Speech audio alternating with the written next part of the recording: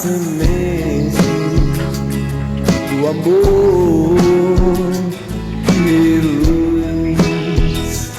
Não importa se uma lágrima vai cair ou secar, ele vai estar lá quando você precisar. Olá, olá, eu sou José Medrado, como se você não soubesse, eu já estou aqui há um século, não é? Mas sempre tem alguém que aparece assim de supetão com o nosso programa Viver Feliz. Esse compromisso que nós temos com a espiritualidade, com as questões da vida, do mundo dos espíritos e por aí vai. Olha, eu vou morrer sem entender como o nosso diretor, Sérgio, conseguiu casar com a mulher dele. Eu realmente não entendo. Porque se ele fosse um cara milionário, não explicaria porque ela parece que é muito direitinha. Mas você pelo menos teria uma ideia, não é? Fala assim, não, coitada, ela quis assim se encostar num cara muito rico. Mas não, é lenhado ele, sabe? E ela, rapaz, eu realmente não consigo entender não. Mas são as tais razões do coração, quem entende, não é? Vocês já estão casados há quanto tempo? 17 anos, misericórdia. Casados. Ai, pois é.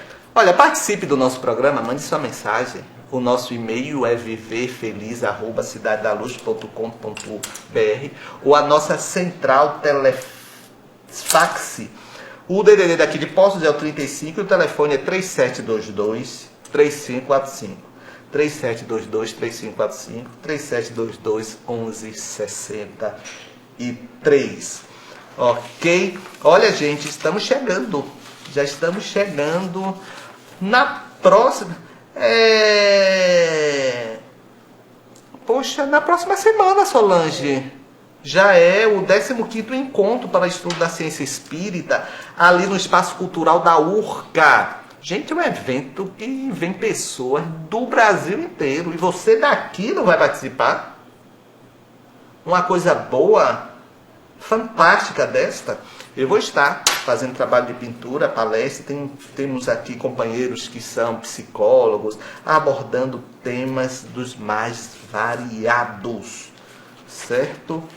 Então, vá buscar ali na rua na Xambala, na rua São Paulo 35. A programação, você vai gostar, E Solange, a gente tem que se programar para ir no Nina Bistrô. Eu não posso deixar de comer a minha picanha, o molho de ervas do Nina Bistrô, que fica ali, olha, na Praça da Matriz. Não é? Olha, quando uma pessoa quer se justificar, não é fácil. Antes de começar o programa, eu estava dizendo que eu estava assim mais gorda aqui, não sei o que. Aí Solange, não, é com o tempo o corpo vai se modificando. É porque o dela tá todo modificado, sabe? Eu até pensei que ela estivesse grávida, mas vi que não, porque ela já tem 97 anos, então não seria possível. Mas olhe, a criatura, quando eu penso que não tem mais nada para falar, para justificar o que está acontecendo com ela me sai com uma dessa, o corpo vai se modificando. Vai sim, com o tempo, claro, né? Vai caindo, né? Vai se expandindo, claro. Ó, me deixe, viu? Ai, mas vamos aqui às suas perguntas. Joselice Gramado, ela é do Parque Pinheiro. José Medrado, você acredita que se uma pessoa negativa entrar em sua casa, as plantas captam primeiro e os residentes são poupados? Ô Joselice, que as plantas recebem essa descarga, recebem, não é? E isso já tem pesquisas científicas, laboratoriais em relação a isto. E você sabe que elas reagem, elas percebem a vibração. Foi feita uma pesquisa muito interessante com mesas, com violetas. Então um grupo, 3 mesas, um grupo chegou na mesa do meio e destroçou aquelas violetas todas. Um outro grupo chegou na mesa que estava na direita e não fez nada. Aquele mesmo grupo que destroçou, voltou. Antes deles se aproximarem, as plantas reagiram. Estavam conectadas com aqueles sensores de eletroencefalograma. Elas reagiram. Então, são pesquisas que há. Agora, isso não quer dizer que elas absorvem os encarnados, não, os moradores, não. Não.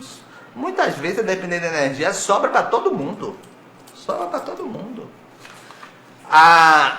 Na Bahia, as pessoas tendem a chamar de olho que seca pimenteira. Não é que a pessoa chega, admira uma planta, diz que planta bonita, a pessoa vai embora, a planta começa a murchar.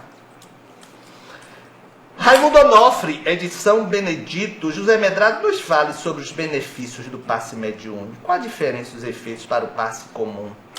Olha, Raimundo, você sabe que é o passe magnético e o passe mediúnico. O passe magnético é o médium com a sua própria energia e uma interferência do mundo espiritual. Agora, o passe mediúnico é o espírito se concentrando a maior quantidade de sua energia. Claro que sempre entra a energia do médium, mas a concentração maior é a dele, do orientador mediúnico, do espírito que está naquela comunicação ali.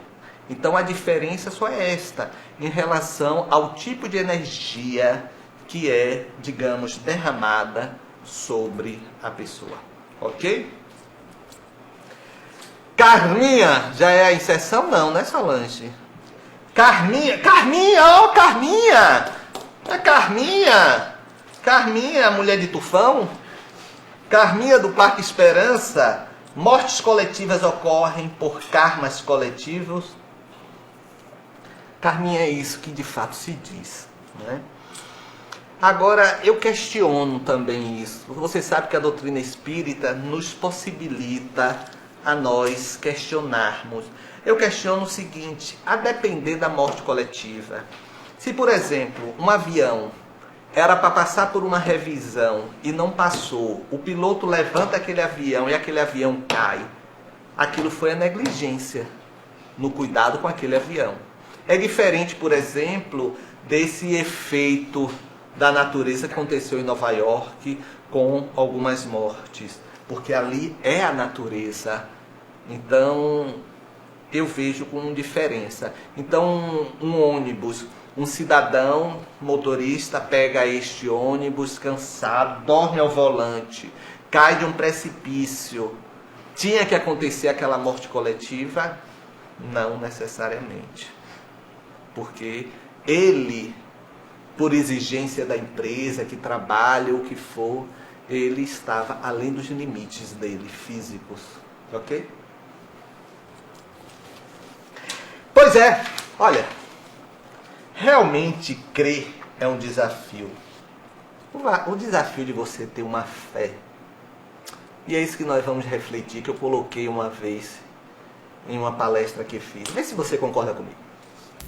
Meus amigos,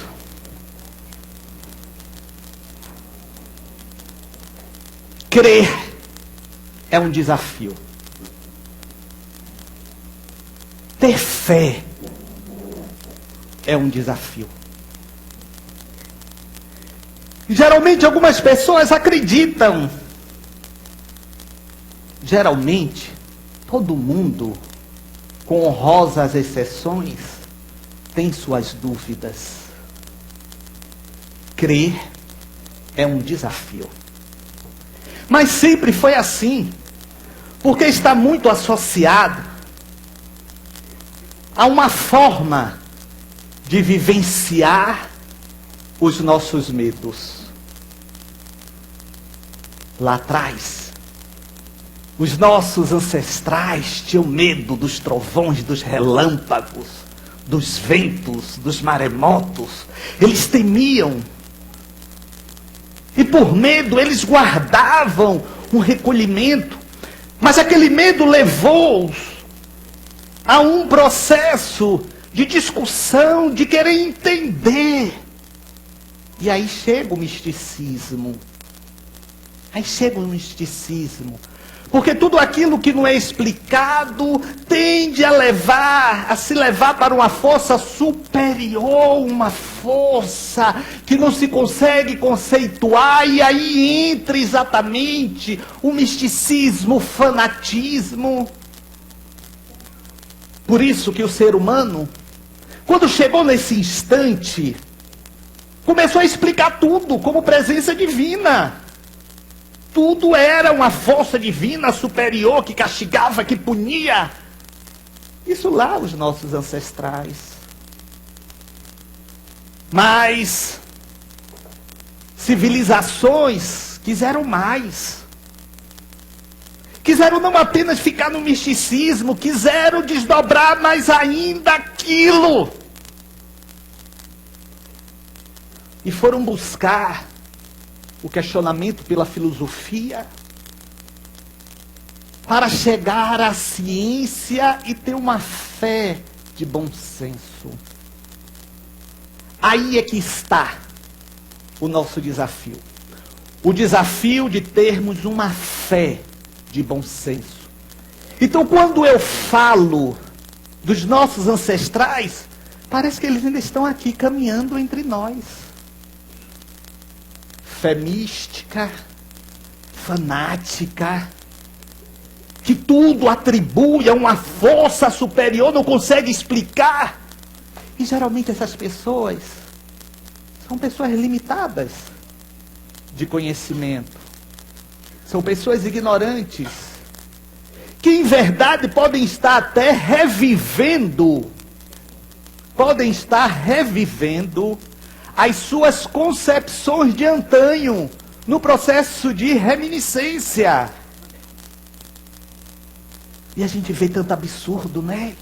Em nome do se crer. Mas não é. A gente vê assim, pessoas acreditando numa coisa tão sem sentido. E aí é que nós compreendemos o patamar de compreensão. É aí que nós entendemos que não adianta impormos o nosso conhecimento religioso, mesmo aos familiares, porque tem gente que não vai adiantar, vai dizer que acredita nada. Outros, então, acreditam de uma forma superlativa, perdida, que se sentem até marionetes, com os cordéis em cima, ali, na manipulação das nossas ações.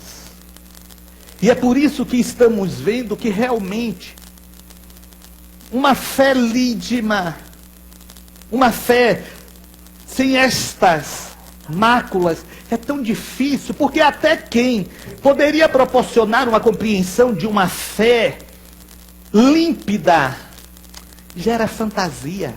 Até médios espíritas, tem muitos espíritas aí fazendo fantasia, colocando assim naquele patamar de eu sei tudo, eu sou enviado dos espíritos excelsos. E tenha paciência. Aí tem uns até que fecham os olhos assim, apertam os olhos para lhe olhar.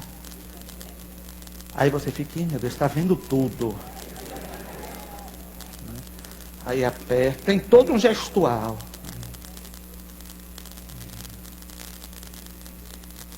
Isso é conversão com o espírito. Aí a pessoa que fica ali em frente, sim. Sei. Aí vira para a pessoa, depois conversaremos. Aí sai. Gente, isso é técnica, são técnicas dos sacerdotes lá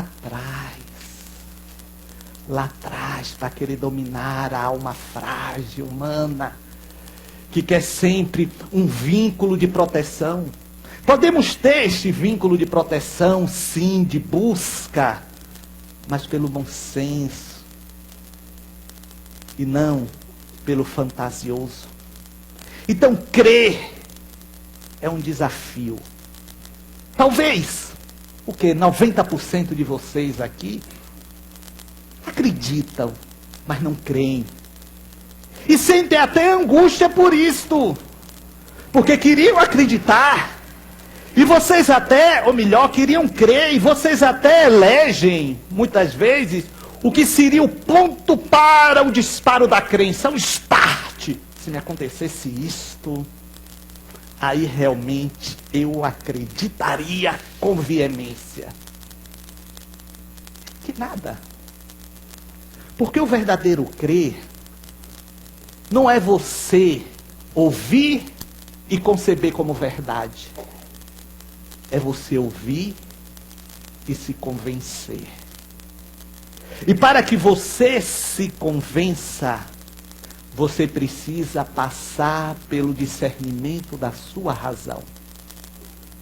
Senão não vai adiantar. Pense nisto.